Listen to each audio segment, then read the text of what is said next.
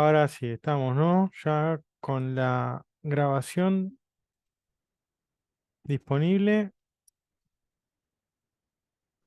Bueno, damos inicio entonces. Ya este sería, por tanto, el tercer encuentro dedicado al seminario titulado La influencia de Schelling en Heidegger. Hemos estado dedicando las primeras dos clases sobre todo a realizar un recorrido biográfico y bibliográfico también de lo que corresponde a Schelling.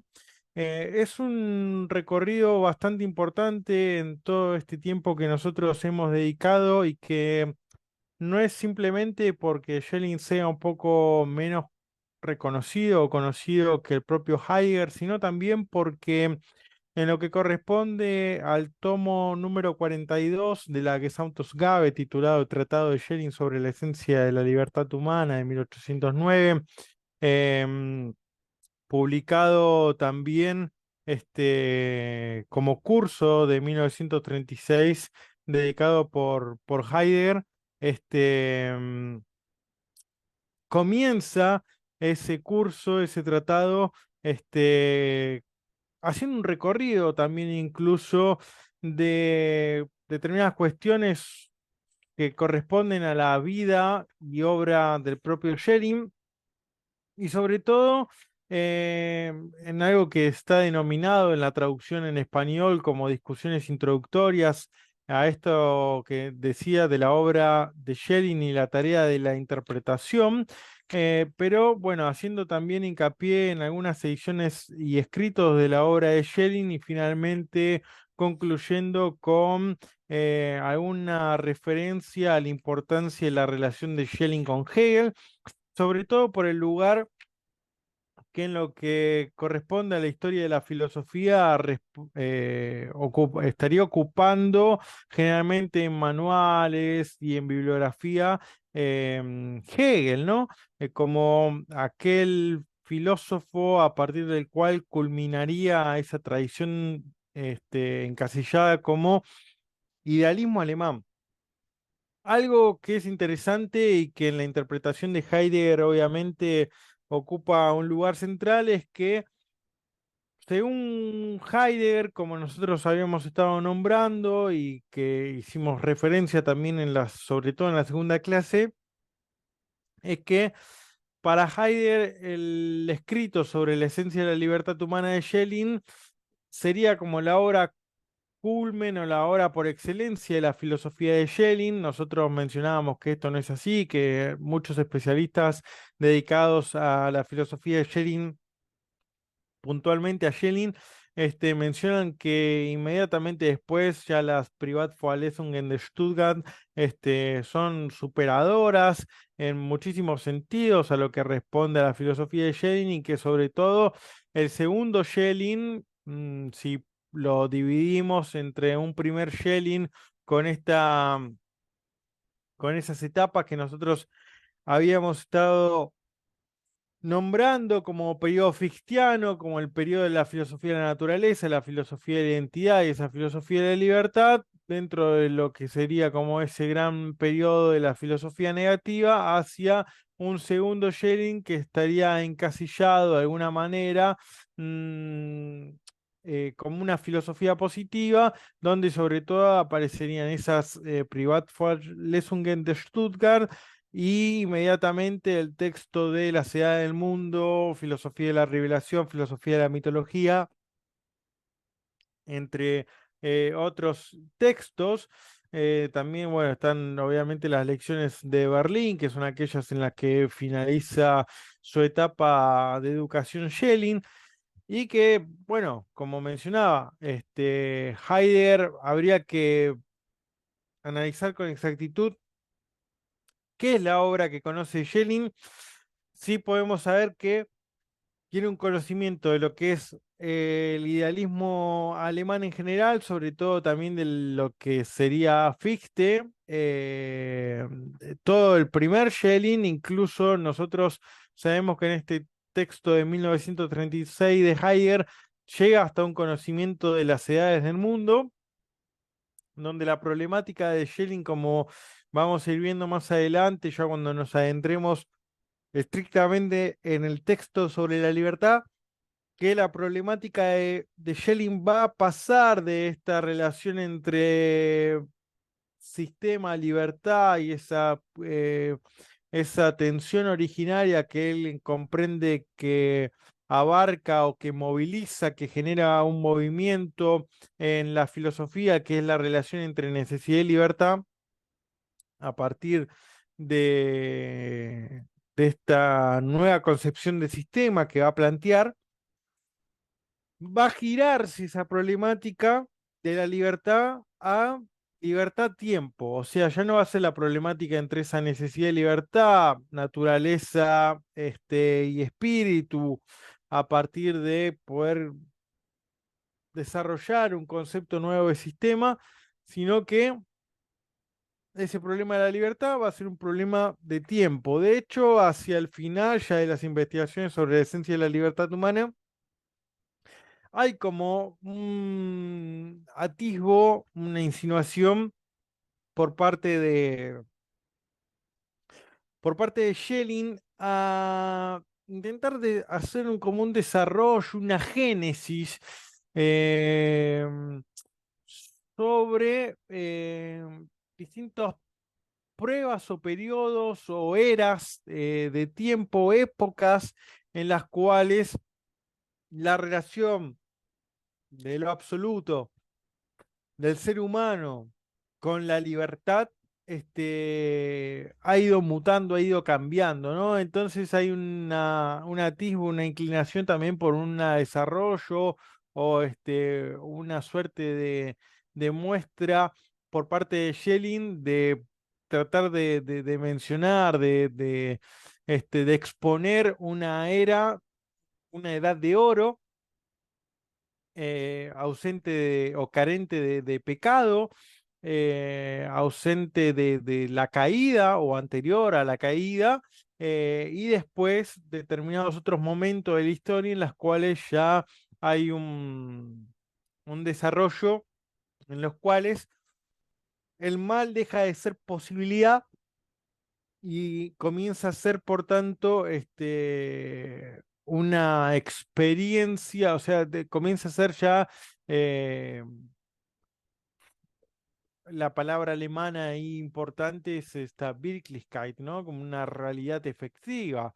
Comienza esa posibilidad, comienza a ser ya una posibilidad de llegar a ser, ¿no? Esta relación también casi aristotélica de acto-potencia, ya hay un movimiento, un desenlace del ser humano en el mundo con esta posibilidad del mal latente y con esta posibilidad de hacerse efectivo el mal, y por tanto ya comienza a ser un condicionante importante en su modo de relacionarse consigo mismo, de relacionarse con el mundo, de relacionarse también con lo absoluto, y esta tendencia e inclinación también del ser humano por querer, en tanto ser finito, de alcanzar la infinitud, ¿no?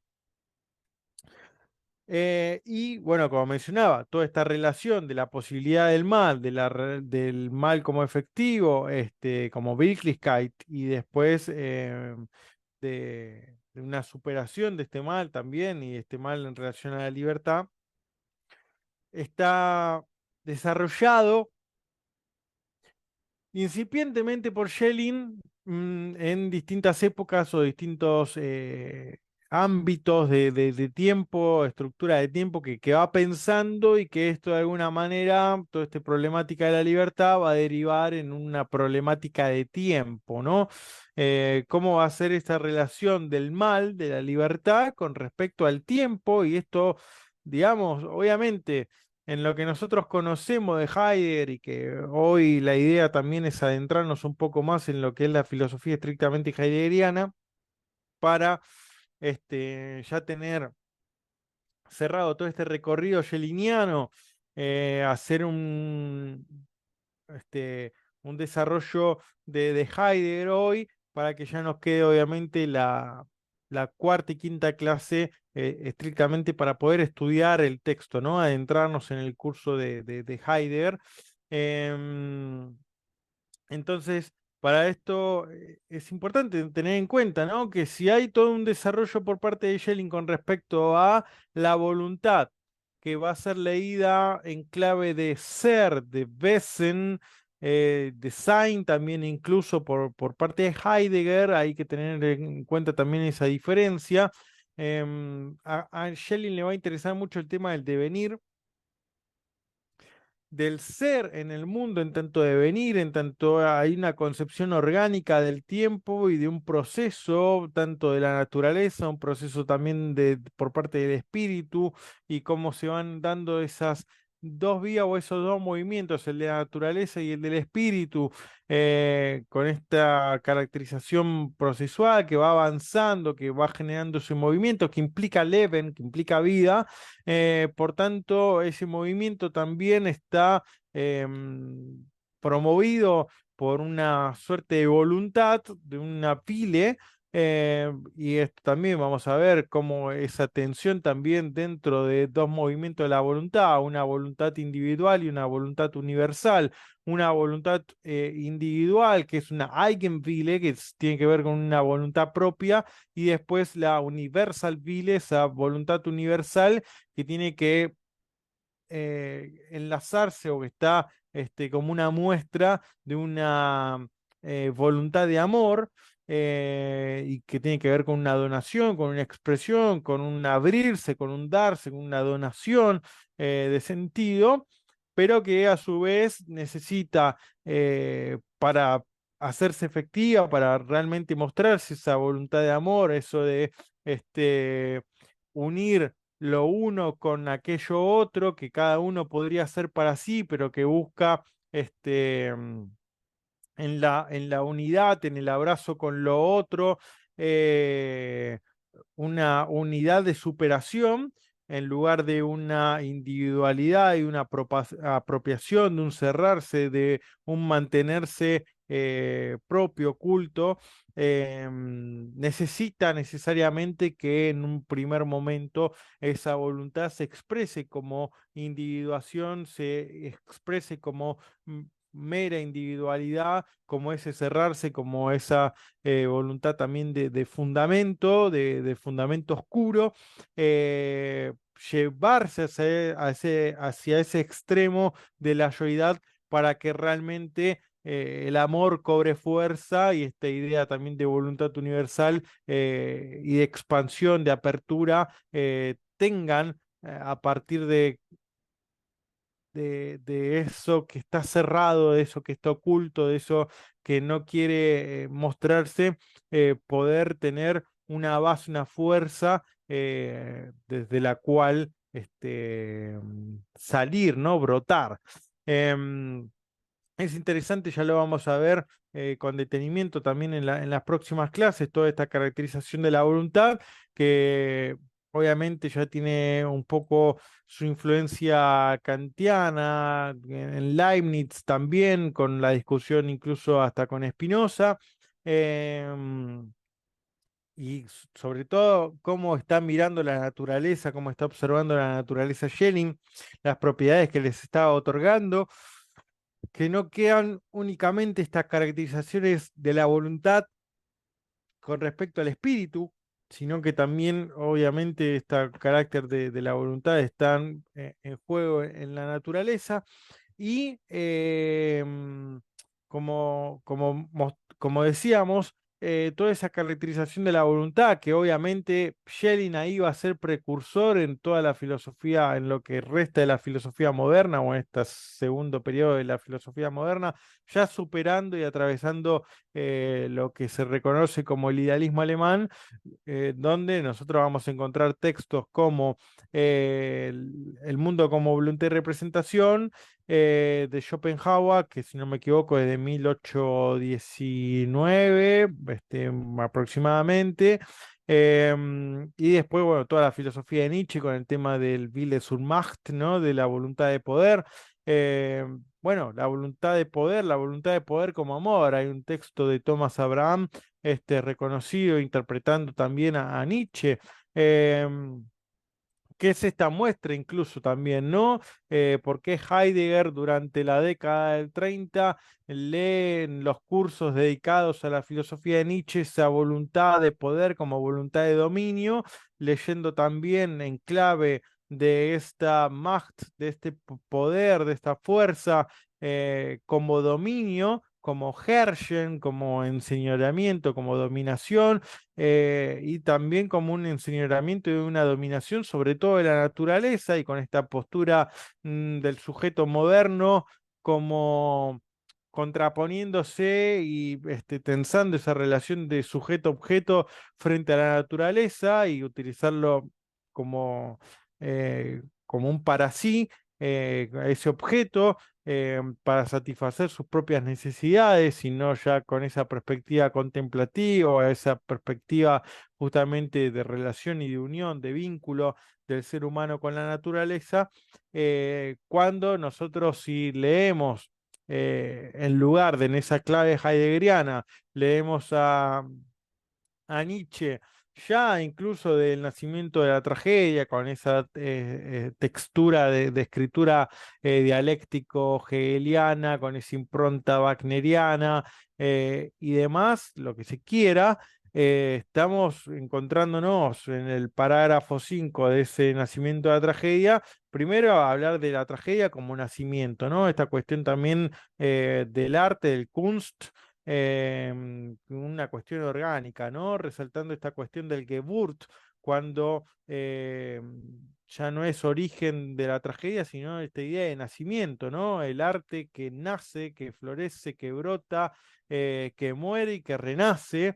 Esta idea del Tod ahí en Nietzsche, del Wiedergeburt, ¿no? Del renacimiento, tiene toda esta cuestión scheliniana de trasfondo, con esta idea también de la voluntad, donde hay vida, encontré voluntad de poder, ¿no? De Leben implica esta vile, y no es una voluntad en el sentido de cómo lo lee Heidegger en la década del 30 como voluntad de dominio de la tierra y enseñoramiento de la tierra, sino que muestra esta idea de resistencia, o sea, de la individualidad que quiere distanciarse, diferenciarse de todo aquello que no es su propia voluntad, pero que al mismo tiempo, eh, en esta idea del teatro, del acceso a la visión dionisíaca del mundo, de determinadas cuestiones que en el primer Nietzsche son más metafísicas, implican una búsqueda de reconciliación del ser humano con el ser humano consigo mismo, del ser humano con la naturaleza.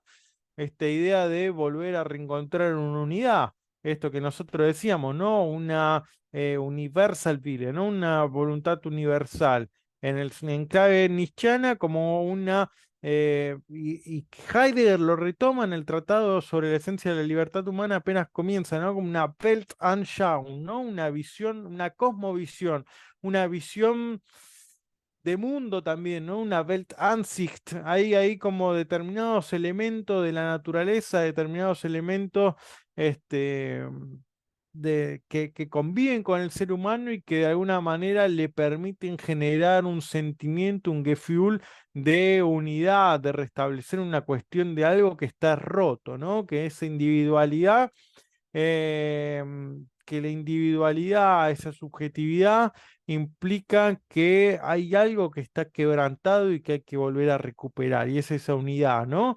Y toda esa fuerza viva, toda esta cuestión de nacimiento, muerte, renacimiento, implica todo un proceso, todo un viaje de intento de recuperación de esa unidad.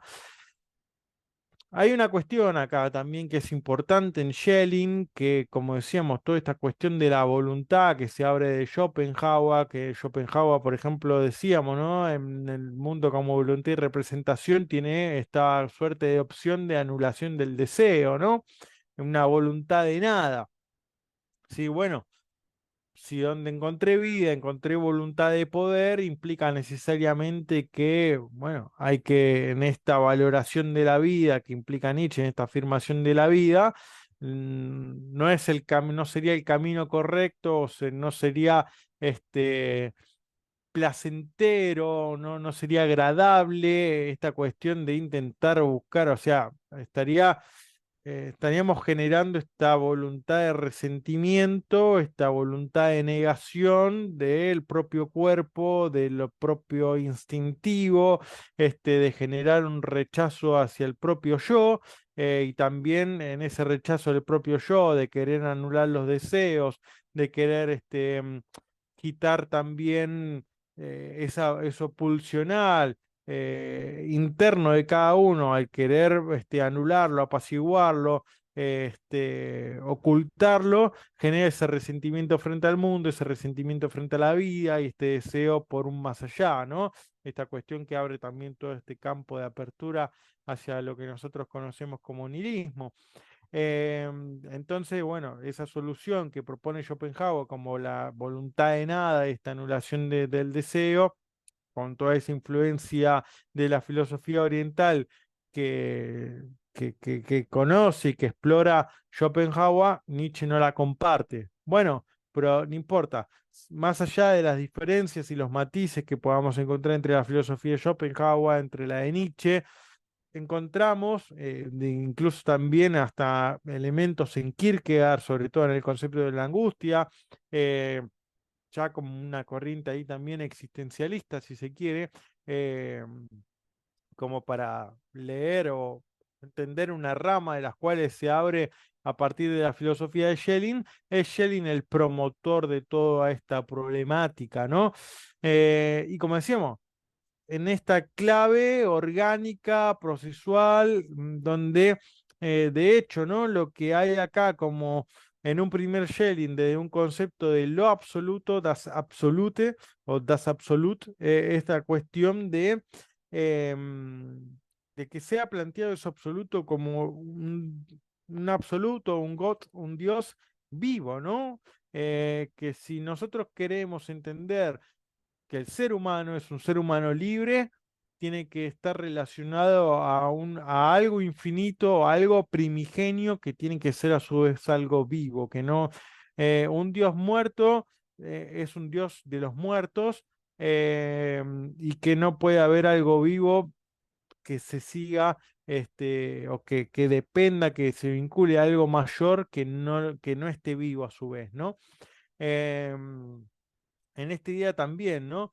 Y por qué la libertad dentro de todos los grados de creación de su absoluto, de un absoluto que hay que entender también que ya a diferencia de la etapa fictiana, el absoluto que está planteado en las investigaciones filosóficas sobre la esencia de la libertad humana, se trata de un absoluto que no es absoluto, que no está concluido, no está totalizado, no está completo desde su principio, sino que necesita justamente en este día también de nacimiento, muerte, renacimiento, ir encontrando en su proceso, en su tiempo, esta cuestión de la voluntad, de voluntad de manifestarse, en esta voluntad de abrirse, en esta voluntad también de cerrarse, que implica ser, y que no implica un ser quieto en tanto sein, sino que implica este werden, este devenir, este proceso, este tiempo, implica justamente ese proceso en la cuestión temporal, ¿no? Y el Zeit ahí va a ser importante. Por eso también Heidegger en algún punto fuerza, tuerce las interpretaciones de algunos autores o la conceptualización de algunos autores para que encajen en esta problemática, o en esto que está planteado en su obra cumbre, que es Ser y Tiempo, ¿no? De 1927. De hecho, también, ¿no? Cuando nosotros, la comparativa con Nietzsche es interesante todo el tiempo a tener también en cuenta, como una tríada Schelling, Heidegger, Nietzsche, porque entiende que Heidegger entiende que posterior a Schelling, al- a la luz que implica el pensamiento de Schelling, a lo atrevido, a lo intrépido del pensamiento schellingiano, el que le sigue, el que da ese paso gigante de cima a cima, no es otro que Nietzsche, y que, bueno, incluso el propio Heidegger después se pondría en esa continuación, ¿no? Por denominarlo de alguna manera. Entonces ahí es importante, ¿no? Y como en algunas lecciones nosotros dedicadas de Heidegger en la década del 30 también la misma época en la que está abordando el pensamiento de Schelling, en que encontramos que esa voluntad de poder está reducida a la concepción del ser y la cuestión del eterno retorno de lo mismo, o esa doctrina del eterno retorno de lo mismo, está reducida a la problemática del Zeit, ¿no? Del tiempo. Entonces ahí, ¿no? Toda esta cuestión de ser y tiempo, eh, que termina de alguna manera este, generando, podemos decir, como un esquema a partir del cual Heidegger va introduciendo los filósofos que lee dentro de esa problemática que a él personalmente le interesan, ¿no? Esto también era una cuestión ahí que nosotros resaltábamos en la clase anterior, que decir, bueno, cuando yo encuentro Schelling, Aristóteles, Nietzsche, Kant, leídos por Heidegger, estamos encontrando un análisis filosófico sumamente importante, sumamente interesante, con rasgos que van a aportar muchísimo a nuestro modo de ver, de leer a los filósofos, pero sin perder de vista que Heidegger siempre está intentando llevar agua para su molino, ¿no? Que está intentando resolver su propia problemática. En principio, esa problemática que intenta resolver es la de haber leído la historia de la filosofía como la historia del olvido del ser, por eso la metafísica bajo un concepto negativo que tiene que ver con esta cuestión del olvido, y que, bueno, justamente, ¿no? Él intenta mostrar esa diferencia ontológica entre lo que es ser, entre lo que es ente, y eh, de alguna manera toda la problemática de ser y tiempo implica la recuperación, hacer un buen planteo de la pregunta por el sentido del ser a partir del Dasein y toda esa analítica del Dasein y después la perspectiva temporal, justamente, o sea, por un lado el tema del ser, por el otro el tema del tiempo, esa perspectiva temporal en tanto ser para la muerte, que desarrolla en la segunda parte de Ser y Tiempo y que nos queda pendiente esa segunda sección, ¿no? De la obra.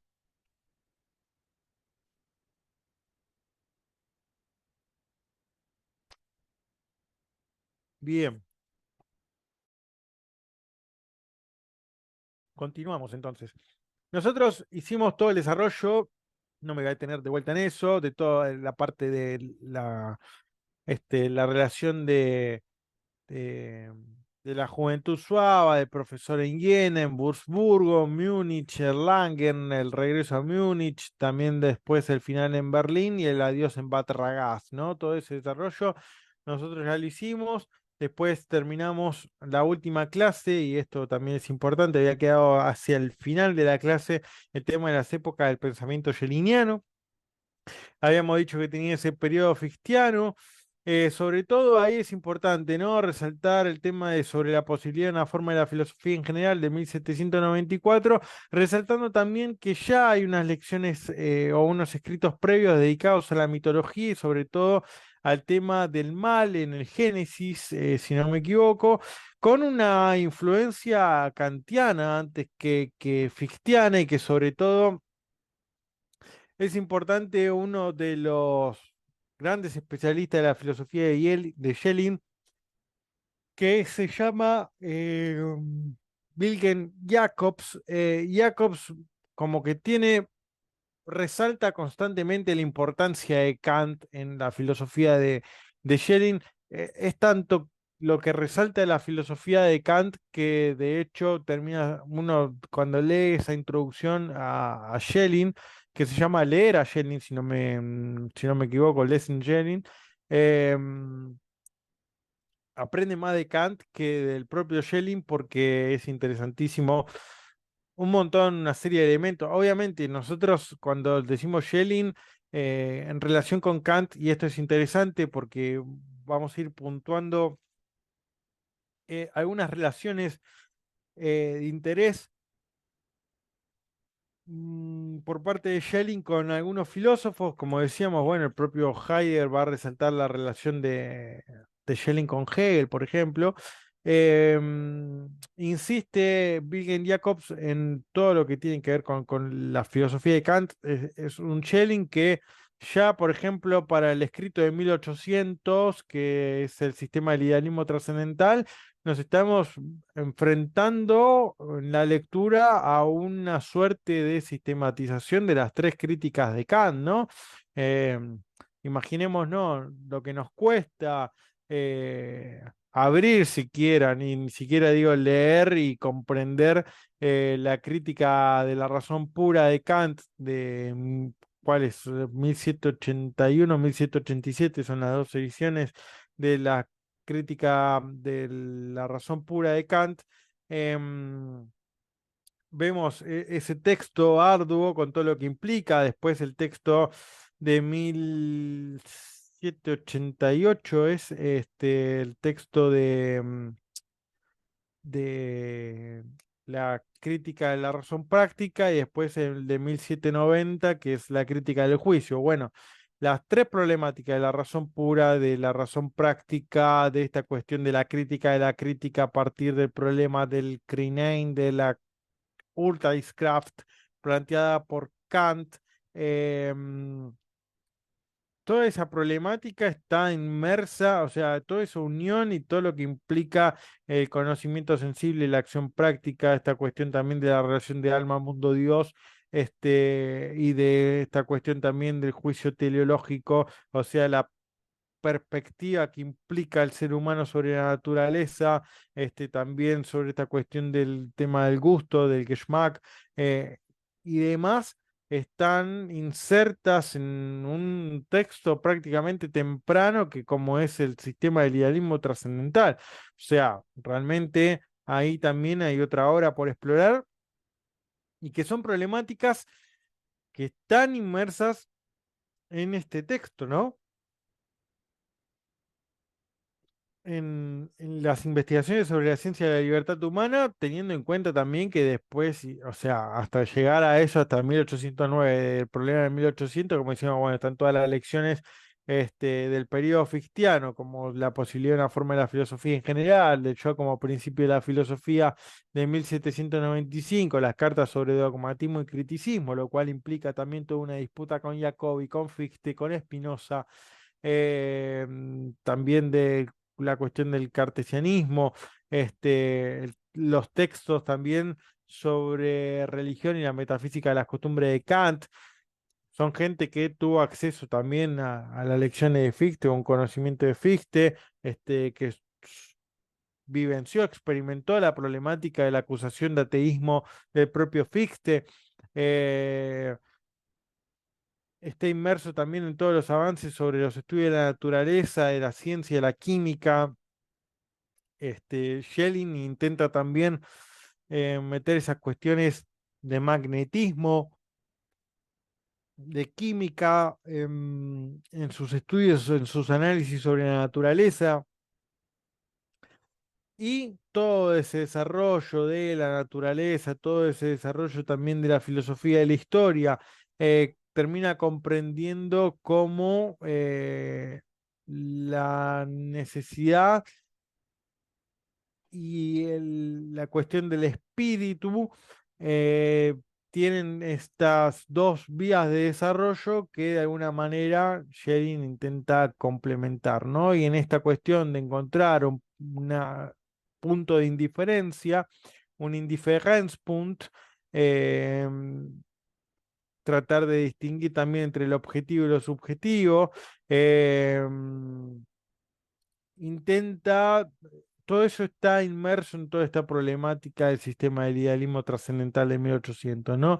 Y que va preparando después en las lecciones sobre filosofía del arte, que esas ocupan desde 1802, si no me equivoco, hasta 1804, 1805. eh,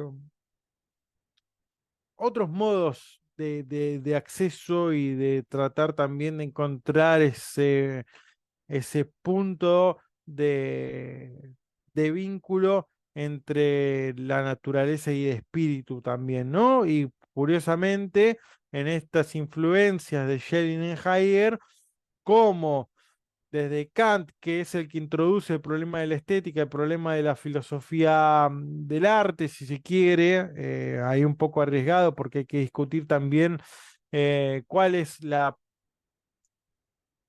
habría que ver esto, ¿no? En la Kritik der Autoskraft de 1790, el interés de Kant es esta cuestión por el juicio de gusto, ¿no? El Geschmacksurteil. Y también cómo funciona esta crítica de la crítica, ¿no? Cómo funciona esta cuestión del discernimiento que no se aplica única y exclusivamente a las cuestiones del arte, sino que lo utiliza todo ese parágrafo, me parece que del 43 en adelante, de la crítica del juicio, donde desarrolla todo el tema artístico, esta cuestión estética. eh, lo explica Kant y lo utiliza como un ejemplo para mostrar cómo funciona esta cuestión del discernimiento y sobre todo en el genio, ¿no? En el gení. Este, pero que justamente no hay que reducir la crítica del juicio a un tratado de estética o a un tratado de filosofía del arte, ¿no? Sino que el tema del juicio de gusto abarca mucho más, o sea, trasciende, ¿no? El tema del arte o la problemática del arte. Pero Kant ahí, a partir de toda la influencia de Alexander Hieral con el ensayo sobre el genio, de Wolf también habíamos hablado, Baumgarten, Berg o Burke, que tiene también esos escritos sobre lo bello y lo sublime, etcétera. Ya viene toda una tradición que toma Kant a partir de un nuevo modo de comprender la estética, el concepto de éstesis, ya no solamente de sensibilidad para el conocimiento, o sea, en vistas al conocer, sino con esta cuestión de estética en relación también al arte, ¿no? Obviamente el romanticismo y el idealismo alemán se hacen eco de toda esta impronta, el Sturm und Drang incluso, como primer movimiento, pase hacia lo que va a ser el Free Romantic, encontramos en Schiller, ¿no? En las cartas sobre la educación estética para el ser humano, para el hombre, encontramos toda esta problemática de la opción moral o la opción estética, ¿no? Entonces dice, bueno, eh, lo, para llevar a cabo una educación más eficiente del ser humano, hay que hacer una opción por la vía estética porque por vía de lo bello es mucho más fácil poder transmitir el mensaje estético político que se quiere, ¿no? Y como culmen también de ese romanticismo, nos encontramos con la figura de Wagner y sobre todo con el de Ring des Nibelungen, ¿no? Con el anillo del Nibelungo, como portador de todo ese mensaje estético político romántico, que está implicado también, como mencionábamos, en toda esa cuestión ahí nietzscheana del nacimiento de la tragedia, etcétera, etcétera. ¿Qué es lo que pasa? Em, Schelling en toda esta discusión del romanticismo, nosotros sabemos que, por ejemplo, Schlegel, eh, Tieck, ¿qué más? Novalis, bueno, toda hay una problemática, como decíamos, Schiller, Goethe, etcétera, como padres ahí de todos estos movimientos del romanticismo frente a la Aufklärung, frente a la Ilustración, representada, donde estamos ahí como representante también fuerte Kant, con ese famoso texto también de Basis Aufklärung. Pensemos, ¿no? 1784 está escribiendo ese texto, 1790 dijimos que era la crítica del juicio, 1789 la Revolución Francesa y estos jóvenes que están en Viena estudiando ahí en el seminario, perdón, ahí en el seminario Chubinga, este, justamente, ¿no? Se están haciendo eco y están apostando por la importancia de la Revolución Francesa hasta que le termina llegando todos esos mensajes de terror y que esta cuestión ilustrada, todo este movimiento que implicaba esa Revolución Francesa, ya está creciendo el terror frente a eso, ¿no? Aunque es sabido que en 1806 el propio Hegel va a decir que el espíritu del mundo entra cabalgando, ¿no? Esta cuestión de la imagen de Napoleón, de la cual ante la cual se vislumbra Hegel, ¿no? Pero bueno, ahí también se va a generar toda una división entre la aceptación y el rechazo a toda esa cuestión ilustrada y lo que va a permitir también el acrecentamiento del movimiento como contrapartida del romanticismo. Toda esa contextualización también es importante porque justamente, ¿no? El arte, ahí como decíamos, ya de la educación estética, de las cartas sobre la educación estética que propone Gila, es importante porque, bueno, ahí Kant es el promotor de toda esa problemática que no lo inventa Kant, como dijimos, que hay toda una serie de influencias, ya desde el empirismo, del idealismo, etcétera, em, y que no por nada llega también a esas, las Vorlesungen über Philosophie der Kunst, ¿no? Sobre filosofía del arte de, de Schelling. Hegel también tiene sus lecciones sobre estética. De hecho, hay un texto que es también es uno como de los alumnos que hace los apuntes sobre las lecciones de estética de Hegel. Y cómo el arte termina siendo como una suerte de vía de acceso hacia la problemática del ser y de esta cuestión también temporal, ¿no? ¿Cuál es el mensaje temporal, la captación de la eternidad de lo bello que promueve el arte? Eso es importante también, ¿no?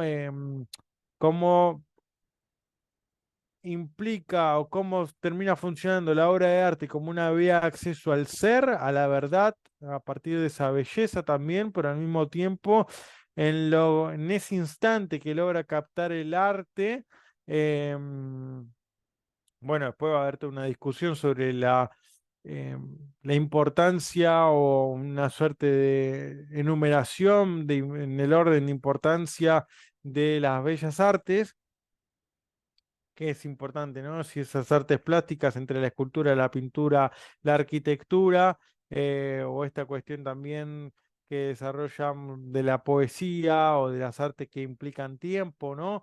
Hay toda una clasificación ahí de las artes hasta llegar a la opción o del teatro o de la música, sin más. Bueno, todo esto va a haber distintas opciones. De hecho, ya en la crítica del juicio de Kant hay como una suerte de, de adentrarse Kant en distintos ámbitos artísticos. No tengo ahora a mano las lecciones sobre filosofía del arte de Schelling, pero va avanzando también con esta suerte de clasificaciones. Lo mismo sucede con Hegel.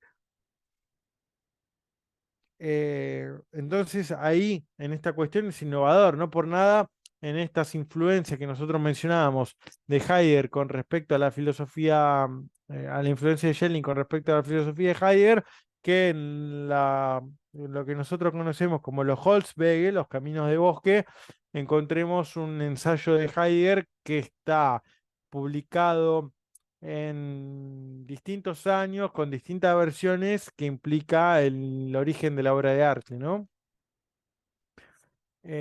Con todo el desarrollo sobre arte y verdad, sobre el tema de la cuaternidad, también incluso en relación a la obra de arte o el concepto de Agnis, este concepto también del movimiento interno de la obra, toda esa cuestión ahí hermenéutica, fenomenológica que desarrolla Heidegger con respecto a la obra de arte tiene una clara influencia schellingiana, ¿no?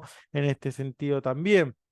De hecho, todo lo que va a implicar el segundo Heidegger, a medida que nosotros nos acercamos y vamos conociendo la filosofía de Schelling, vamos viendo que determinada metodología, determinada conceptualización de, de Heidegger tiene toda una impronta schellingiana cada vez más creciente, aunque como decíamos, termina con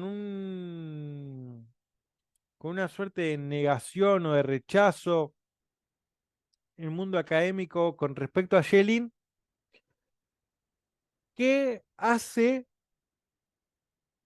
que, que curiosamente Schelling no sea reconocido, ¿no? Por parte de la academia, y que eso hace después que no se lo cite, ¿no? Que nosotros encontremos un montón de elementos también schellingianos en el escrito de Kierkegaard, en el escrito de Schopenhauer, en el escrito juvenil también de Nietzsche, y que Schelling no sea nombrado, ¿no? Em, Eso, bueno, en Heidegger son muy pocos también los que aparecen citados. Schelling no aparece con demasiado reconocimiento. Nosotros vamos a nombrar también algunas de las obras en las cuales este, el propio Heidegger aborda a la filosofía de Schelling. Hay varios tomos. Yo lo que venía mencionando, por ejemplo, era que Heidegger aborda sobre todo el concepto de la libertad en el tomo de 1842, pero em, hay varias obras. Yo, por ejemplo, les voy a ir leyendo 6 puntos en los cuales Heidegger se dedica, al menos expresamente, a la obra de Schelling. El número 1 es el protocolo de un seminario de Heidegger sobre el texto de la libertad de Schelling, de 1927. Acá también hay un texto o esto está abordado por Lore Huhn y Gerd Yatsen como editores.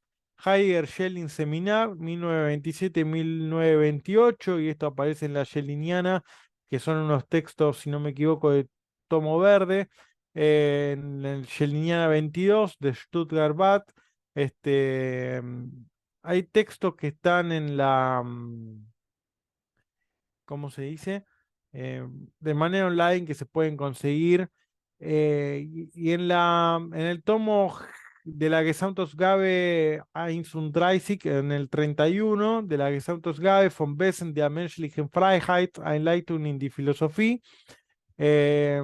aparece publicado este primer tomo. Es el tomo 31, entonces, de la Gesamtausgabe von Wesen der menschlichen Freiheit, de la esencia de la libertad humana, Anleitung in die Philosophie, introducción a la filosofía. Ese es, por tanto, el texto número 1. El número 2 que menciono son las breves páginas de su Metaphysik der deutschen Idealismus, Fichte, Schelling, Hegel, 1929, que Santos Gabe, número 28. Entonces tenemos el 31, el 28. Este segundo es Metaphysik der deutschen Idealismus, Metafísica del idealismo alemán, Fichte, Schelling, Hegel. No sé si está en español. Mm, ¿Por qué no es el mismo que conceptos fundamentales de la metafísica? Bueno, no, me parece que no. Hay algunos textos que tampoco, no es que está toda la obra traducida de, de Heidegger. Capaz que, bueno, desde México hay otras ediciones universitarias o de otras cuestiones que pueden llegar a existir, porque, bueno, el doctor Solocozzi, por ejemplo, entre otros grandes especialistas que están en México, a veces se publica muchísimo más de lo que acá llega como importación, desde España o editoriales más reconocidas, o que tienen mayor llegada. Acá, lamentablemente, todo este último tiempo, esa cuestión ahí de importación y de las últimas publicaciones está muy difícil de conseguir y de poder estar actualizado y estar al tanto. Pero bueno, el tomo 28, 31. em, a ver si me voy a tomar un segundo y ver si Metafísica del idealismo alemán de Heidegger, a ver si me suena la tapa. Mm, bueno, en el editorial Herder, que es un texto nuevo, ese sí, pero solamente dice Schelling y que es un seminario de 1941. Bueno, ese texto sí lo tengo en la biblioteca. Es un texto que salió hace relativamente nada. Y acá yo conseguí hay un PDF y se puede conseguir, yo no sé cómo me adentré acá. Bueno, son algunas de las páginas que se pueden ver, pero bueno, el texto está también ahí circulando, fue el primero que entré en Google Libros. Metafísica del idealismo alemán, y que está dividido en Fichte, Schelling, Hegel, y está la parte de Schelling publicada también perteneciente a este GA28, ¿no? De la Gesamtausgabe número 28. Después el punto número 3, tenemos el 31, el 28, el 13 es Schelling von Wesen der menschlichen Freiheit, 1809, que es el que nosotros estamos abordando, que es el curso de Freiburg de 1936, que está publicado en la Gesamtausgabe número 42. El texto, bueno, yo se lo mandé por PDF, me parece, si no, cualquier cosa me lo piden, porque está también el texto en alemán. Y de hecho nosotros contamos con esta edición, que bueno, se la muestro en pantalla, que es la editorial Waldhüter. Esta editorial, esta traducción de esta editorial, tiene muchos errores. eh, No inmediatamente en lo que respecta a la traducción. Sí, yo encontré algunos errores que tienen que ver con la traducción o con algunas cuestiones de elección de la traducción y que implican también el estudio de la obra de tanto de Heidegger como de Schelling, ¿no?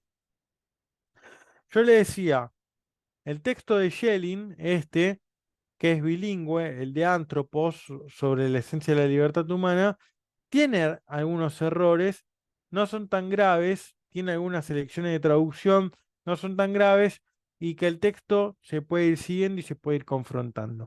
¿Qué es lo que pasa? El tomo 42 en alemán, con respecto a esta traducción, que acá dice, ¿no? El presente libro es fruto del curso dictado por Heidegger en Freiburg en 1936 sobre la esencia de la libertad humana, que dejó a su autor en una virtual silencio de publicación durante 45 años. Bueno, que está hablando. La elección de enfocarse en este texto explica así, ¿no? Bueno, em, por acá, en este texto. A ver, acá dice, este libro ofrece en su parte principal el texto de las lecciones del semestre del 36 de la Universidad de Freiburg, el apéndice, y trae un apéndice del semestre del verano del 41, de esto que nosotros hablábamos recién también, que está publicado en el otro texto. Dice, puesto que se trata de un manuscrito publicado de la base para una lección, y la reproducción escrita fue necesaria en algunas ocasiones suplantar provisoriamente las ayudas dadas para una mayor comprensión, bueno, todo lo que hace el desarrollo, pero el problema está en que uno toma el texto, estoy hablando de este texto, ¿no? Del de Heidegger, las lecciones de Heidegger sobre Schelling. Uno toma el texto en alemán y se encuentra con que el orden y la estructura del texto, que nosotros obviamente vamos a considerar siempre como fuente y como centro de importancia, el texto alemán, frente a esta edición en español,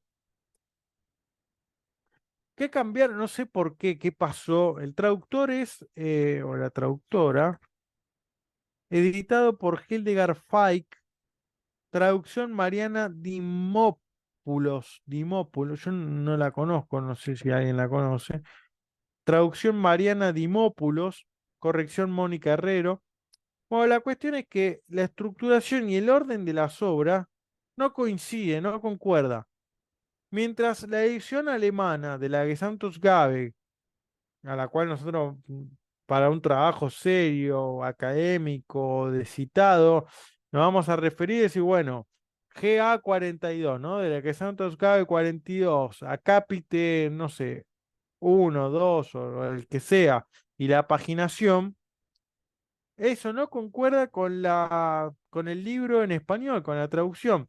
Mientras uno comienza, el texto en alemán comienza con el acápite uno y dividido en A, B, C, D, E, por ejemplo, el texto en español comienza con el acápite uno, 2, 3, 4 y no se salta o no menciona algunas divisiones que están expresas en la edición alemana y que de hecho también, donde pone acápite uno, 2 o 3, este se pasa por punto uno, punto 2, o A, B, C, D, va cambiando ese orden y esa estructura del texto, lo cual eh, implica ya un problema en el seguimiento y en la confrontación de los dos textos. Eso por un lado.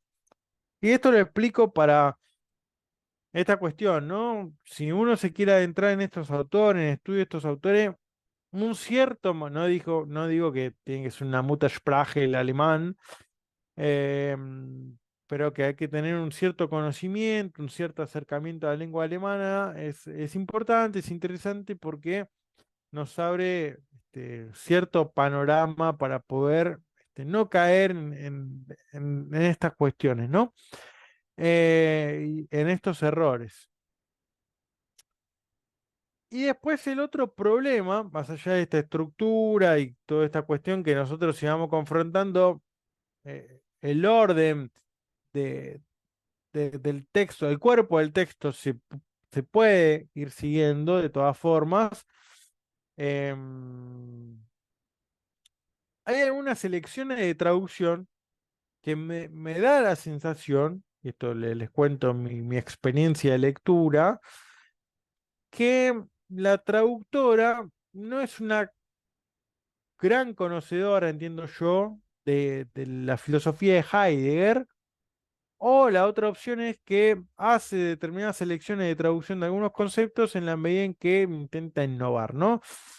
Yo entiendo que la elección de que a la hora de la traducción, y esto uno cuando hace algún curso de alemán o cuando está en la universidad, que se explica con estas cuestiones del idioma, que bueno, también la traducción implica una suerte de interpretación o que también no se puede caer necesariamente, y menos con el alemán, en una traducción literal de las cosas, ¿no? Y nosotros decíamos, bueno, si uno se confronta con Ser y Tiempo, tiene la edición de la traducción de Gauss, de Fondo de Cultura Económica, o la traducción de Rivera, que está en Editorial Trota o en esa universidad española, ¿no? ¿Qué es lo que pasa? Para algunas terminologías, no sé, Dasein como ser ahí es una traducción literal que o también en el uso cotidiano implica existencia, pero que ni ser ahí, ni Dasein, ni existencia nos remite a lo que Heidegger nos está queriendo decir con el concepto de Dasein, ¿no? Bueno, eso pasa con ser en el mundo, con lo a la mano, determinada ahí terminología heideggeriana importante, ¿no? La cuestión de Ereignis, evento apropiador, acontecimiento, bueno, ¿cómo traducimos eso? Vecinum, eh, ¿cuál es el otro? Eh, Rechnendenken, ¿qué más? Gelassenheit, ¿no? Deshacimiento, no sé cuál es la otra traducción conocida, Gelassenheit con esta cuestión de ahí del dejarse, bueno, un Heimlichkeit. Ahí hay conceptos que, bueno, se busca una traducción literal, se busca una traducción más interpretativa, uno tiene más o menos en vista de en qué momento, qué uso le está dando Heidegger, qué es lo que está queriendo decir. Para eso también en la época de Ser y Tiempo es importante el diccionario de Jesús Escudero, por ejemplo, o los escritos sobre el estudio fenomenológico que hace, que edita Ramón Rodríguez sobre Ser y Tiempo, etcétera, etcétera, ¿no? ¿Qué es lo que pasa acá con este texto? Yo digo, o no conoce la filosofía de Heidegger y tiene un buen manejo del alemán, pero después eso implica necesariamente que en la medida que va avanzando con la traducción del texto, se va embrollando en una problemática en la cual no se coinciden las traducciones y de hecho uno ve conceptos clásicos o clave de Heidegger que están traducidos de determinada manera, en la cual uno agarra el corpus de textos de otros seminarios y de obras de Heidegger y no puede hacer la comparativa porque eh, se hizo una traducción de otra, se intentó innovar de otra manera, ¿no? Y eso arrastra toda una problemática. De hecho, yo lo vi con un concepto apenas comienza, que es el de Weltansicht y Weltanschauung, que yo lo mencioné hace un rato, que implica como visión de mundo y el otro como cosmovisión, ¿no? Y bueno, en la medida en que después empieza todo ese desarrollo de una visión del mundo, una cosmovisión, con respecto a lo ente, a los animales, las plantas, en relación a esta Weltanschauung o esta Weltansicht, esta cuestión también fenomenológica del Dasein, viendo la totalidad del ente y refiriéndose a la totalidad del ente, si no hay una conceptualización clara, un entendimiento claro de lo que, a ver, claro en la medida de lo posible, ¿no? No es que estoy pidiendo que sea claro en la medida en que uno comprenda a la perfección qué es lo que está queriendo decir o haciendo Heidegger ahí, pero más o menos una cuestión ahí media sistematizada y que hay una tradición y ahí ya hay una suerte de estudio y de círculos que se dedican a esto y que intentan también, obviamente, dar toda una utilidad, un emprendimiento a esto que sea claro y que uno pueda ir avanzando y comunicándose con otros a partir de este lenguaje técnico, ¿no? Y en este texto en particular, si bien es una ayuda a poder contar con la traducción, en algunos lugares se complica. No es que solamente pasa con esto, ¿no? Eh, yo recuerdo una experiencia similar, son en la edición, si no me equivoco, desde acá, con las Tibet Alta, con la Ciudad del Mundo, donde de hecho el propio especialista en idealismo alemán, en Hegel sobre todo, que es Félix Duque, el doctor Félix Duque, eh, que está a cargo de esa parte de las publicaciones de editorial acá sobre filosofía, estaban con algunas problemáticas de, de entregas y de tiempos con respecto a la publicación de la Sociedad del Mundo y comenta que justamente el traductor cuando habla Duque era un gran especialista en alemán, pero un desconocedor completamente de lo que es la filosofía de Schelling, entonces empieza con algunas opciones de traducción y en la medida en que va avanzando el texto se encuentra en un problema, ¿no? Se encuentra en una encrucijada porque no le van cerrando los párrafos con lo que está queriendo decir. Y esto es un problema acá, ¿no? Cuando nos estamos hablando de Schelling, de Heidegger sobre todo, decimos, bueno, ¿qué hacemos? Wesen, por ser, por esencia, hay que tener en cuenta el contexto. Pero nosotros, en tanto lectores, tenemos que saber que está utilizando Wesen y que no está utilizando Sein o Sein con Y, también en Heidegger, ¿no? Que es este Sein que está implícito o que está abarcando en esta historia de la metafísica o esta historia de la filosofía, donde está implicando ese olvido del ser y por tanto no hay una distinción de esta cuestión de la diferencia ontológica o este sign antiguo con Y que sí está refiriéndonos a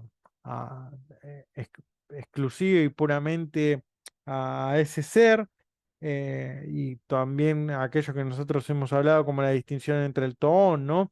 Las características o accidentes del cero, de aquello que existe y después de aquello que hace que sea lo que es, ¿no? Que le da la esencia. Em, entonces, una problemática conceptual ahí con Wesen ya nos encontramos, con Verden en tanto devenir. Eh, y de hecho, ¿no? Cuando Schelling, por ejemplo, en el Freiheitsschrift está hablando de ser y está involucrado ese ser en el tiempo y con esta cuestión del devenir, es un Wesen. Ahora, cuando ya está vinculado a lo absoluto y una cuestión más de quietud, más estable, con esta cuestión también de lo eterno, ya ahí generalmente nos va a aparecer la palabra Sein con esa cuestión. Y el Wesen implica también el Werden, esa cuestión del devenir. Y hay toda una terminología que Heidegger ahí se apropia.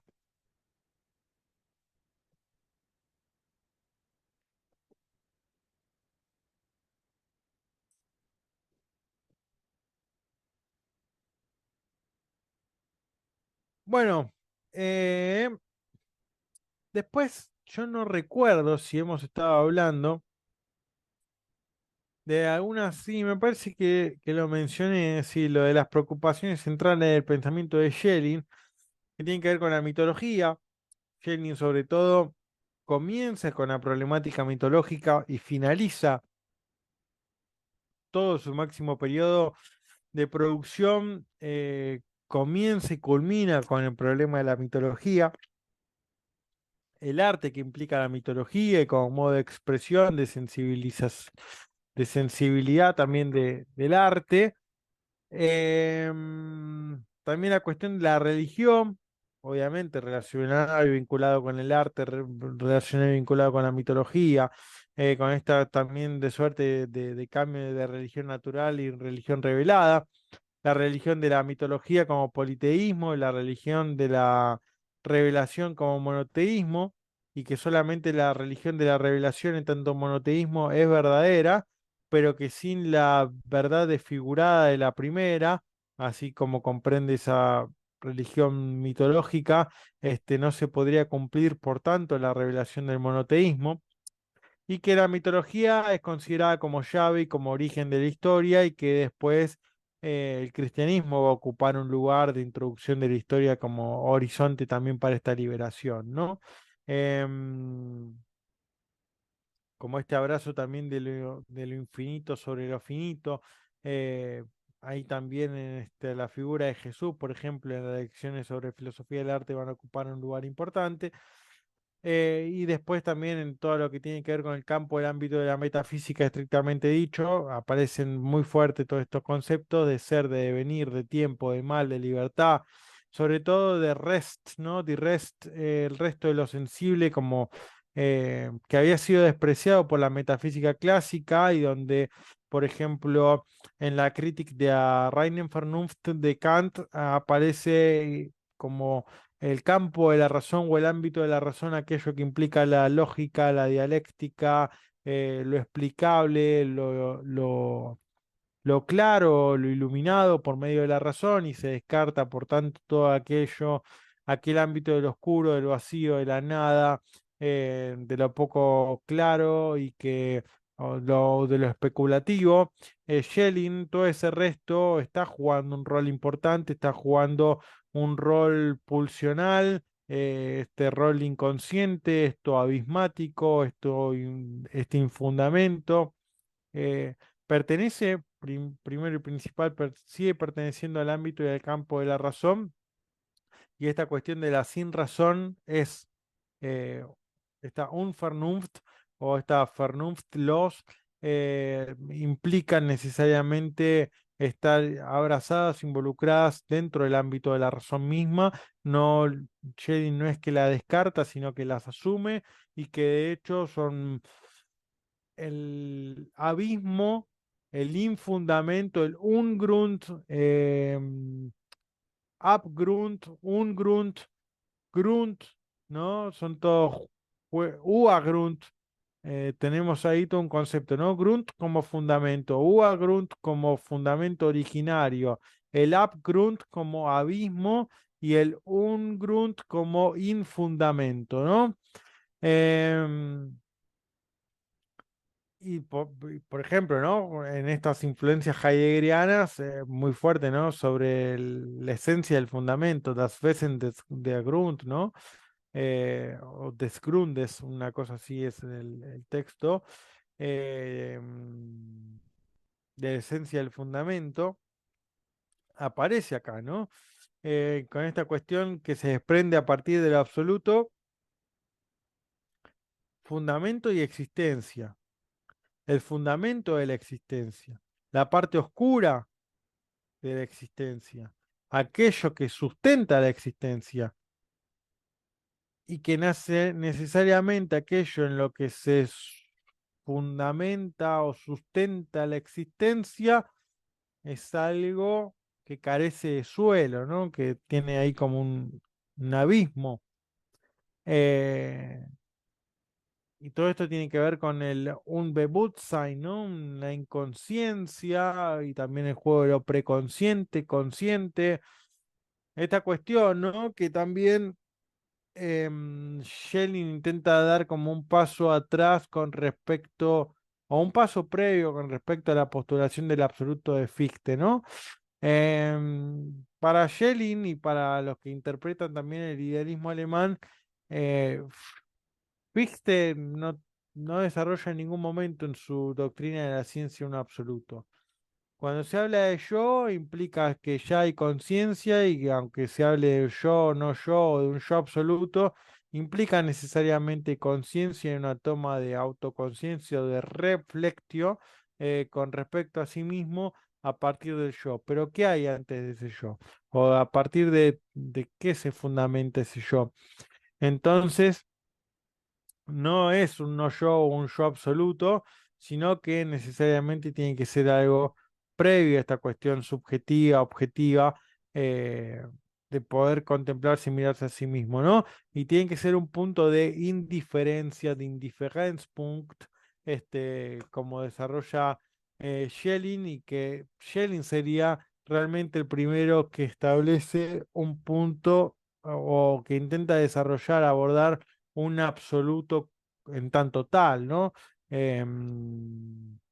Eso es importante, es interesante poder rescatarlo y que va un paso antes, un paso previo con respecto a la filosofía de Fichte y que por más que en determinado grado de desarrollo de ese absoluto y que comience desde eso inconsciente a florecer un rayo de luz que genere una conciencia y que obviamente se vaya expandiendo ese espíritu, el resto sigue latente. Es como, es mucho más figurativo Nietzsche en este sentido, y que para mí tiene una fuerte impronta schellingiana, esta cuestión, ¿no? Lo mundo titánico del caos, de la oscuridad, del vacío, de la noche, frente inhabitable, inhabitable, por esta desmesura, por este despedazamiento, por esta cuestión ahí también enérgica, dionisíaca, destructiva, extática, como decía, que termina volviéndose inhabitable,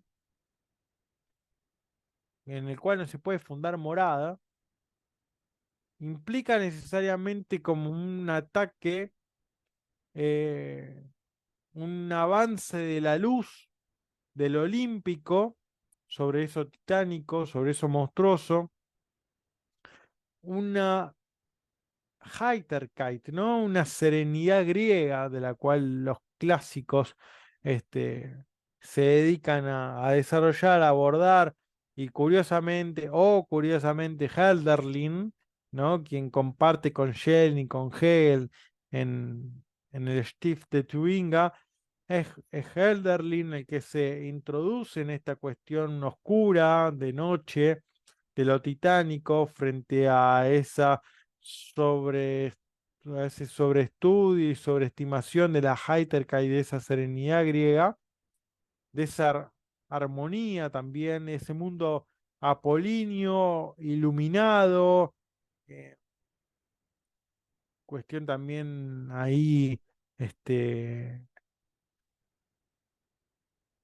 velada del mundo, eh, no implica justamente, ¿no?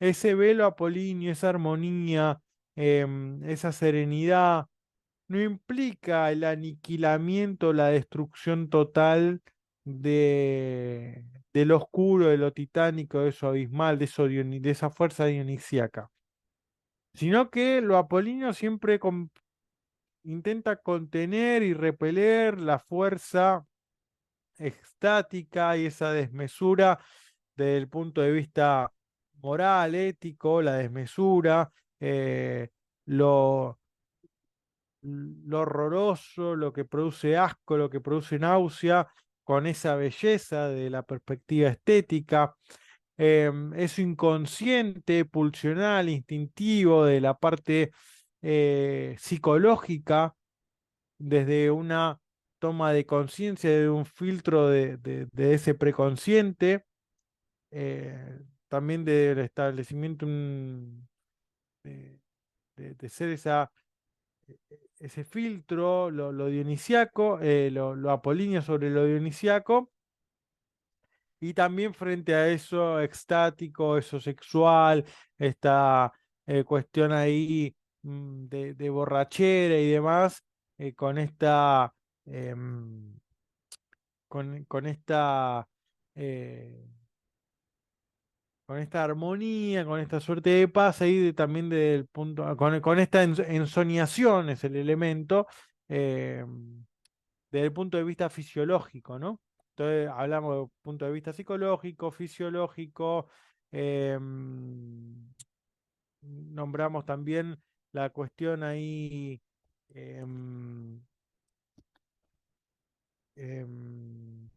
bueno, se me fue, este, metafísica, ¿no? Bueno, pues, moral, ética, habíamos nombrado, venía por ahí. En determinados ámbitos está como esta confrontación y siempre lo apolíneo intenta contener esa cuestión dionisíaca. El tema está en que el que rescata este resto indivisible, que de hecho le da el nombre al texto de Slavoj Žižek, El resto indivisible, donde aborda desde una perspectiva lacaniana la filosofía de Schelling, muy buen texto también el de Žižek, El resto indivisible. Hay algo que no se puede reducir, ¿no? Que es irreductible, que no se puede apagar, no se puede apaciguar y que siempre está ahí actuando y está latente. El que descubre ese punto es Helderlin, y de que inmediatamente queda atrapado y fascinado Schelling con respecto a esto y lo utiliza y lo emplea. Y ahí hay una cuestión importante también, ¿no? Porque frente a ese resto, que en algún punto es en ese reductir, en eso que no se puede manejar, en eso que está ahí siempre como posibilidad, también implica una posibilidad del mal, y eso también deja abierta la posibilidad de hacer efectiva, efectivizar el uso de nuestra libertad. Porque si libertad es posibilidad para el bien y para el mal, bueno, hay que tener esa posibilidad de elección, ¿no? Es curioso también después, una vez que nos adentremos en el texto, en qué medida o en qué momento se hace ese ejercicio esencial de la libertad humana. Hay una cuestión que esa libertad, ya que estábamos hablando también de la metafísica en tanto ser, devenir, en esta cuestión temporal, es que esa elección libre por el bien o por el mal, para Schelling, se da en un momento previo a la existencia real efectiva, a la Wirklichkeit del ser humano. Para que se entienda un poco mejor, la elección por el bien o por el mal lo hace cada ser humano en un momento eterno antes de ser en el tiempo. Antes de estar nosotros acá en cuerpo, en materia, realmente en este mundo, como si, bueno, antes de venir al mundo nosotros ya elegimos para Yerin si queremos ser buenos o ser malos. Y hay una cuestión que Duque me parece que en la era de la crítica lo resalta muy bien y que dice, bueno, termina siendo una cuestión programática en la cual nosotros de manera, en un momento de eternidad antes de ser en el mundo, elegimos qué queremos ser o cómo queremos ser, y que de hecho, por ejemplo, volviendo a Nietzsche, si se quiere, cómo se llega a ser el que se es, ¿no? En estos textos de ahí de Ecce Homo, dice, bueno, elegimos en un momento previo, en la eternidad, cómo vamos a hacer en el tiempo y después nosotros inevitablemente por naturaleza vamos a tener una suerte de inclinación hacia el bien y hacia el mal. Y hay una cuestión que por más que nos promuevan como quieran para corrompernos, para hacer el mal, si nosotros ya en esa elección previa, eterna, elegimos el bien, siempre vamos a tener esa tendencia hacia el bien. Y si en cambio se eligió el mal, por más formación, educación, contención, acompañamiento, etcétera, etcétera, en modo de poder generar un cambio de actitud, de un cambio en el modo de ser, ya si se hizo esa elección por el mal, dice Schelling, ya nada lo va a cambiar, ¿no? Y va a dar el ejemplo de Judas, incluso con relación a, a Jesús, y que era algo que no se puede evitar y que sin embargo el resto, aunque uno ya esté programado, ya esté destinado a ser bueno o malo, no se van a perdonar esas actitudes, ¿no? Como que decir, bueno, aún en el tiempo y que esa elección ya esté dada previamente y que no sea modificable, no se va a perdonar, ¿no? Se va a criticar, se va a cuestionar y se va a señalar y se va a hacer hincapié en eso de manera muy fuerte y terminante y que, bueno, es el precio a pagar por esa esencia de la libertad humana, ¿no? Y que todo el resto de la vida, si bien hay un solo momento, después esto quizás podrá cambiar en la filosofía de Schelling, habría que revisar las lecciones privadas de Stuttgart, que son, por ejemplo, lo más inmediato, em, que uno está condenado en esa elección y que no tiene posibilidad de cambiarla y que se da ese acto de libertad en un único, en un solo momento, ¿no? Em,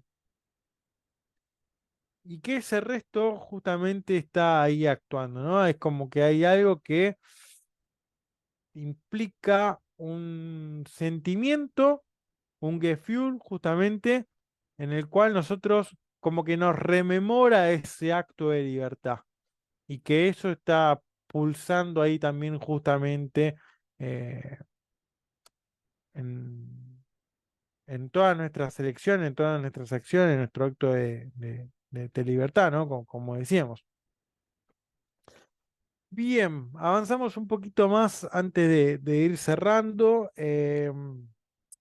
Decíamos también que era importante el tema de la ciencia, el intento de hacer de la filosofía una ciencia. De hecho, Heidegger en el tratado de este que mencionaba en 1936 hace como hincapié en decir, bueno, que está entendiendo filosofía, filosofía como Wissenschaft, ahí como que intentan ser un sinónimo, ¿no? Y que después eh, Schelling es continuador en esta corriente también de la filosofía del idealismo alemán, de intentar, ¿no? Doctrina de la ciencia, esa Wissenschaftslehre, ahí es como ciencia de la ciencia, ¿no? Y acá también en el tema de la libertad humana y los objetos con ella relacionados, investigaciones filosóficas son investigaciones científicas. Aunque nosotros sabemos que en este título de investigaciones filosóficas sobre la esencia de la libertad humana, estas investigaciones filosóficas no son necesariamente ya un sistema de la filosofía, sino un Untersuchungen, ¿no? Una búsqueda filosófica, científica, en el recto saber, no en el camino de la opinión, sobre qué es esta Wesen, esta menschliche Freiheit, ¿no? Em, Pensemos también, ¿no? En esta cuestión de la ciencia, ciencia de la lógica, Wissenschaftslehre, doctrina de la ciencia. Ahí la palabra ciencia en toda esta época tiene un peso importante. Heidegger también intenta detenerse en ello. em, y hace todo un desarrollo, ya apenas comienza el texto, intentando dilucidar qué es esto de ciencia, ¿no? Ciencia es solo ciencia desde el momento y en la medida en que sea filosofía. Esta cuestión, ¿no? ¿Y qué es? Entonces la filosofía, aquello que ya en un sentido aristotélico se ocupa por los principios y el fundamento de las cosas, de las causas, ¿no? De las causas primeras. Un poco también recordando a la metafísica de Aristóteles, ¿no? Cuanto menos filosofía, tanto más no científico es un saber. De modo tal que solo en un sentido impropio es posible llamarlo ciencia. Hoy en día, dice Heidegger, la filosofía no es ciencia.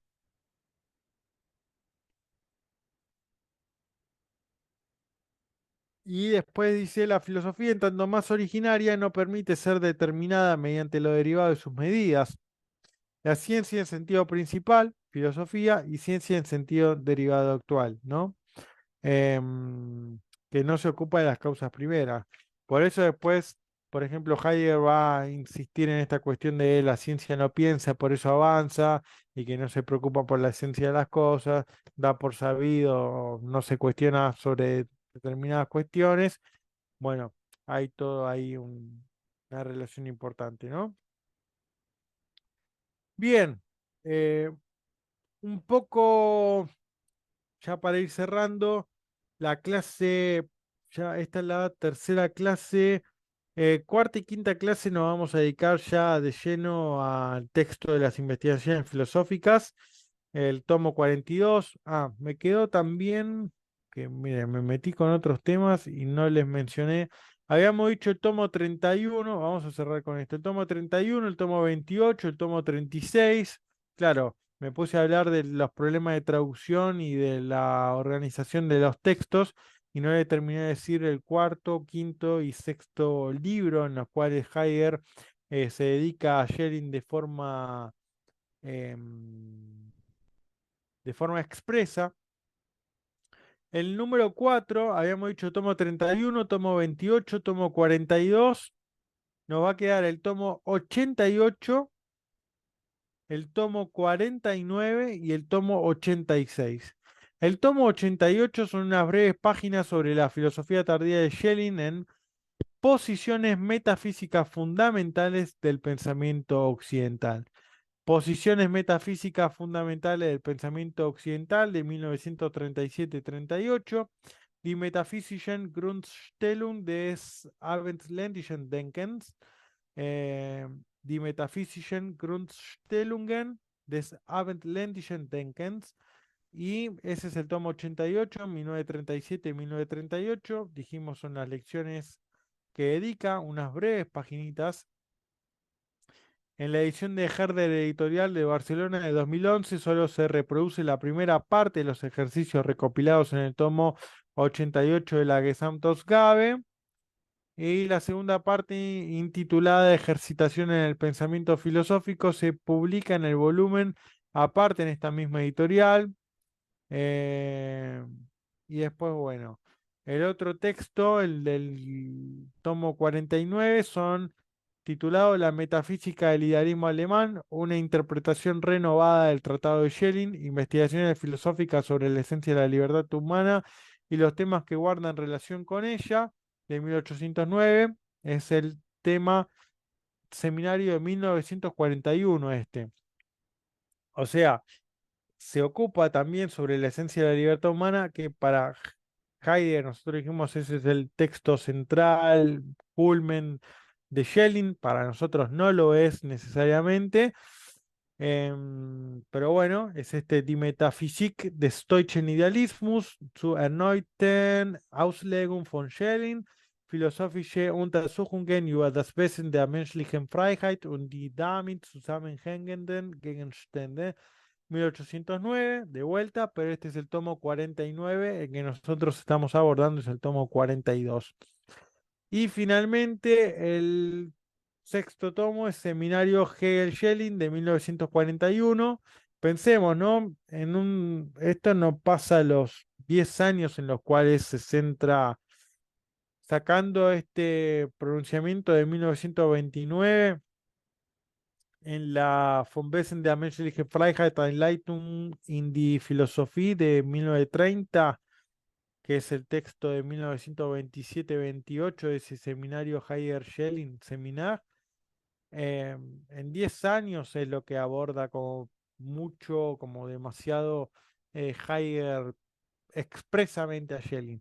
Después sí lo va a seguir abordando porque está el texto La deuda inconfesada de Heidegger, que se dedica a estudiar la influencia de Schelling en Heidegger desde 1941 en adelante y eh, es curioso ese texto de Jiménez porque lo aborda Schelling lo aborda al Schelling de Heidegger desde lo que Heidegger no lo nombra, o sea, en métodos, en conceptos, en implementaciones, en usos que hace Heidegger de Schelling, pero sin nombrarlo, sin utilizarlo expresamente, ¿no? Y el último que decíamos, Seminario Hegel-Schelling de 1941, del tomo 86.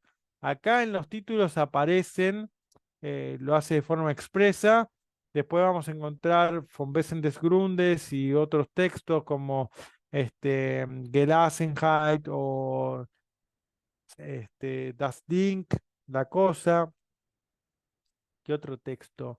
Eh, bueno, hay una serie de textos en los cuales va a aparecer mencionado, nombrado, puede que no, incluso, pero hay una fuerte impronta este, schellingiana en esos textos de Schelling, ¿no? Bueno, ya nos va a quedar entonces con todo esto que fuimos abordando, todo este material.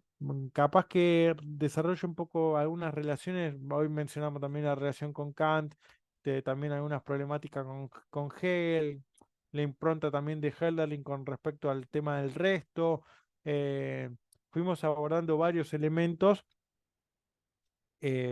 como también con respecto al tema de la voluntad con Schopenhauer, con Nietzsche, va abriendo camino, como toda una relación de confrontación del romanticismo con respecto a la ilustración, la influencia también de la crítica del juicio en Schelling, la educación sobre la estética del hombre de Schiller, como van generando y promoviendo el pensamiento de Schelling y cómo todo esto también se está jugando en Heidegger, sobre todo en la década del 30, y como decíamos, por ejemplo, el origen de la obra de arte, von Wesen des Grundes, Gelassenheit, Das Ding, etcétera, son todos textos en los cuales no necesariamente aparezca nombrado Schelling, pero que Schelling está jugando un rol importante. Dicho todo esto, en la medida en que vayamos leyendo un poco también el texto de Schelling y adentrándonos en eso, eh, como hoy fuimos comentando el tema de la diferencia entre fundamento y existencia, entre las distintas denominaciones del concepto de Grund, em, y también el tema de Judas y esta cuestión de la elección en un momento eterno, también lo que implica una relación entre libertad y tiempo. Eh, Avanzamos un montón y ya tenemos ahí como el campo preparado también para adentrarnos sin más en el texto y las explicaciones que hicimos con respecto a los problemas de traducción que nos encontramos con el texto de Heidegger, ¿no? Así que bien, espero que les haya gustado, que les haya interesado. Cualquier duda, consulta que tengan, por el chat en la semana de WhatsApp lo pueden acercar y en la medida de lo posible vamos a ir contestando también esas dudas. Sin más, les mando un saludo y nos estamos viendo la próxima semana para el cuarto encuentro del seminario. Saludos.